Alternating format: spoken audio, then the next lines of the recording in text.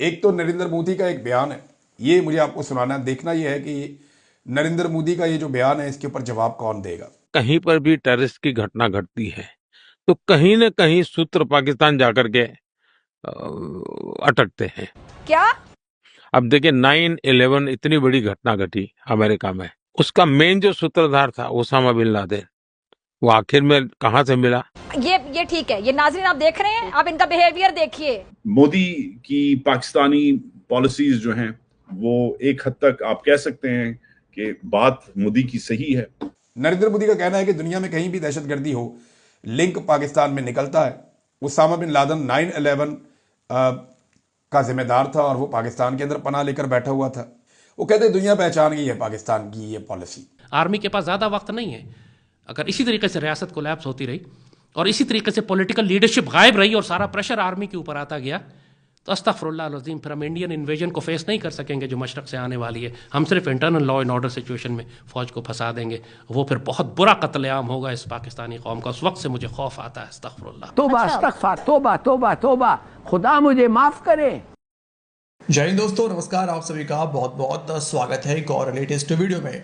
तो दोस्तों, मोदी जी ने अमेरिकन पॉडकास्टर लेक्स फ्रीडमैन को एक इंटरव्यू दिया। इस इंटरव्यू में लगभग हर टॉपिक के ऊपर बात हुआ है। चाइना को लेकर भी बात हुआ और पाकिस्तान को लेके, मतलब आतंकवाद के अलावा और पाकिस्तान के बारे में और क्या बात हो सकता है। और जो बात मोदी जी ने कह दिया है, पाकिस्तानियों की इस वक्त जो है वो जली हुई है। लेकिन हालांकि सच तो सच होता है और कुछ पाकिस्तानी पत्रकार ऐसे हैं जो जिनके पास एक्चुअली कुछ बोलने को है नहीं कि इसको झुठलाया कैसे जाए, क्योंकि ये बात तो सच है। जो बात कहा है मोदी जी ने वो बिल्कुल सच कहा है। लेकिन दोस्तों, इसी बीच लेक्स फ्रीडमैन का एक बयान आया कि मोदी जी के इंटरव्यू से पहले उन्होंने 45 आवर का वाटर फास्टिंग रखा था, जो कि बड़ा इंटरेस्टिंग है।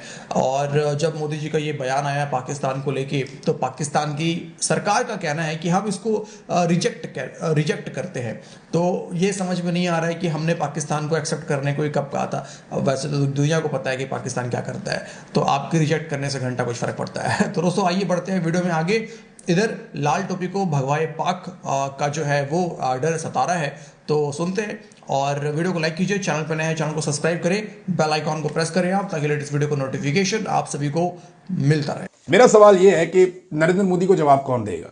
इमरान खान साहब तो जवाब देते थे। कभी आपने सुना शहबाज शरीफ नरेंद्र मोदी को जवाब दे इस तरह से? हाँ, कभी जरूरत पड़ जाए तो जरूरत के तहत ये भारत को धमकियां लगाना शुरू कर देते हैं कि जनाब एक पॉपुलर किस्म की वेव हमारे साथ चल जाए। नरेंद्र मोदी की सारी बातें गलत नहीं है। देखिए, उसामा बिन लादेन पाकिस्तान में ही पकड़ा गया ना। जब सोवियत यूनियन को हमने तोड़ के पीछे कर दिया, अमेरिका को बेवकूफ बनाया, चाइना के साथ हम इंगेज दोस्ती थी, इंडिया को हम तोड़ने के करीब पहुंच चुके थे। ये थी हमारी फॉरेन पॉलिसी, इसलिए कि हमारा फॉरेन मिनिस्टर साहबजादा याकूब था। ये फर्क है। हम जलील इसलिए हो रहे हैं कि हमारा फॉरेन मिनिस्टर इसहाक डार है या बिलावल। आपको वजह खुद मालूम है कि क्यों रियासत जलील हो रही है। दुनिया का कौन सा इदारा चल सकता है अगर आप उसके ऊपर एक मोची और भंगी और बिठा दें और कहें कि अब इस इदारे को चलाकर दिखाओ। आपको काबिल लोग चाहिए उसको चलाने के लिए। अखंड भारत वो बनाना चाह रहा है, उसकी राह में सिर्फ पाकिस्तान है। हम इतनी बड़ी बड़ी उम्मत रसूल की इज्जत और आबरू को मारंग और मंजूर पश्तीन और इमरान के हवाले नहीं कर सकते। आगे बहुत खौफनाक जंगें पूरी दुनिया में आने वाली हैं, खित्ते में आने वाली हैं।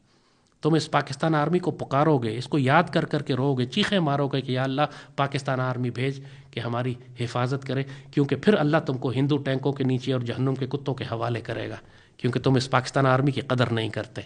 फिर वो ये कहते हैं कि दहशतगर्दी की जो ज़हनियत है उसकी वजह से सिर्फ भारत ही नहीं पूरी दुनिया के लिए एक परेशानी है और पाकिस्तान के अंदर ये मौजूद है। उन्होंने कहा हम उन्हें कहते रहे कि इस रास्ते से किसी का भला नहीं होगा, आप दहशतगर्दी का रास्ता छोड़ दीजिए और स्टेट स्पॉन्सर दहशतगर्दी बंद होनी चाहिए। नॉन स्टेट एक्टर्स के हाथों में सब कुछ छोड़ दिया है। मैं इस मसले के लिए खुद लाहौर गया था। मैंने प्राइम मिनिस्टर बनने के बाद पाकिस्तान को हालत में दावत भी दी थी ताकि अच्छी शुरुआत हो, मगर हर बार कोशिशों का अंजाम बुरा ही निकला। एक हद तक मोदी ने पाकिस्तान के साथ कोऑपरेट करने की कोशिश की थी। नवाज शरीफ से मिला था, लाहौर आया था, सरप्राइज विजिट हुआ था। नवाज भी गया था मोदी की इनॉग्रेशन पे, मोदी भी आया था नवाज की शादी पे नहीं, नवाज के घर में किसी और की शादी थी, नवाज की फैमिली में, नवाज की बर्थडे भी थी। आपको याद होगा ये नवाज की पहली हुकूमत में हुआ। वो 2014-15 के बाद तकरीबन अब ऑलमोस्ट 10 साल हो गए हैं। Things have been bad between India and Pakistan. In fact, they have deteriorated. Pakistan India की टक्कर का किसी हिसाब से नहीं रहा। So Modi has, after a while, he's talked about several things and he's brushed Pakistan off. That's fine. He's in a position to brush Pakistan off. He's one of the most influential men in the world now. His foreign minister was at the inauguration of Trump. The Indians are hosting the US vice president soon. The Indians are in a powerful position. कहीं और तो नहीं पकड़ा गया। Usama bin Laden American ने आके जो operation किया था, कामयाब ऑपरेशन, वो पाकिस्तान में एबटाबाद में किया था। और अभी जो वो कहते हैं कि काबुल हमले का जो मास्टरमाइंड है वो कहां पकड़ा गया। देखिए, पाकिस्तानी हुकूमत और पाकिस्तानी एजेंसियों का ये मानना है कि ये शख्स जो पकड़ा गया है शरीफुल्लाह, ये काबुल हमले का मास्टरमाइंड है। हालांकि मैंने ये बताया कि ये मास्टरमाइंड नहीं है। ये बंदा 15 दिन पहले तो जेल से तोड़ के निकला था, वहां से जेल टूटी थी, उससे निकल के भाग गया था। तो ये मास्टरमाइंड नहीं है। मास्टरमाइंड अफगान तालिबान ने 2023 के अप्रैल में कत्ल कर दिए थे, वो वहां मार दिए गए थे अफगानिस्तान में। ये भाग के पाकिस्तान आ गया था। अब इसके पास जो है वो दाइश का एक अहम ओहदा था, है ये दहशतगर्द।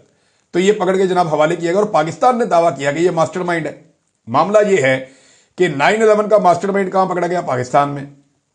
अमरीकी कैदियों के ऊपर जो बदतरीन अटैक हुआ काबुल एयरपोर्ट पे, उसका मास्टरमाइंड कहां पकड़ा गया? बकौल पाकिस्तानी एजेंसियों के, पाकिस्तान में।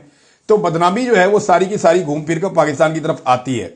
मोदी की जो बात है कि हम जब भी पाकिस्तान के साथ दोस्ती करते हैं तो वो अपनी हरकतें करते हैं। The Indians have been pretty active in not just ceasefire violations, मगर बलूचिस्तान में और अफगानिस्तान में जो इंडियंस कर रहे हैं, और जैसे अफगानिस्तान में अब भी मैन्यूवरिंग कर रहे हैं, दे मेक पाकिस्तान अनकंफर्टेबल। मगर ये डिस्ट्रस्ट जब तक रहेगा जब तक दोनों सिक्योरिटी एस्टैब्लिशमेंट्स बात नहीं करती।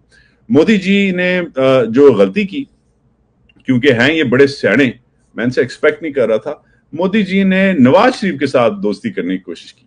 ये बेवकूफ़ी है, ये इंडियंस की बार बार बेवकूफ़ी है। मुझे समझ नहीं आती, इंडियंस इतने सियाने लोग हैं, इतने तेज लोग हैं, नहीं बात नहीं समझ आती।